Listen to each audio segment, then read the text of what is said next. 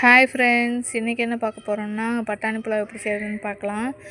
ஒரு 3 பச்சை மிளகா, புதினா, கொத்தமல்லி அரைச்சி தனியாக எடுத்து வச்சுட்டு குக்கரில் நெய் 1 ஸ்பூனு, எண்ணெய் 2 ஸ்பூன் ஊற்றி பட்டை, கிராம்பு, ஏலக்காய், சோம்பு இதெல்லாம் போட்டு பொரிஞ்சோடனே பெரிய வெங்காயம் 2 அரிஞ்சு அதையும் போட்டு நல்லா ஃப்ரை பண்ணிவிட்டு நம்ம இஞ்சி பூண்டு பேஸ்ட்டு கொஞ்சம் போட்டு அதையும் பச்சை வாசம் போகிற வரைக்கும் நல்லா வணக்கிட்டு நம்ம கொத்தமல்லி தலையும் புதினாவும் கொஞ்சம் போட்டு அதையும் நல்லா வணக்கிட்டு பச்சை பட்டாணி ஆல்ரெடி ஊற வச்சதை எடுத்து உள்ளே போட்டு ஒரு மிக்ஸ் பண்ணிவிட்டு நம்ம ஆல்ரெடி அரைச்சோம்ல அந்த விழுதையும் உள்ளே ஊற்றி ஒரு மிக்ஸ் பண்ணிவிட்டு நம்ம ஊற வச்ச அரிசியை உள்ளே போட்டு எல்லாம் கலந்த மாதிரி பிரட்டி விட்டுட்டு தண்ணி 1 டம்ளர் அரிசிக்கு 2 டம்ளர் தண்ணி அளவில் ஊற்றிட்டு தேவையான அளவு உப்பு போட்டு நல்லா ஒரு மிக்ஸ் பண்ணிவிட்டு குக்கர் மூடி 3 விசில் இறக்கணும்னா பட்டாணி புலாவ் ரெடி. ட்ரை பண்ணி பாருங்கள், டேஸ்ட்டு நிஜமாவே சூப்பராக இருந்துச்சு.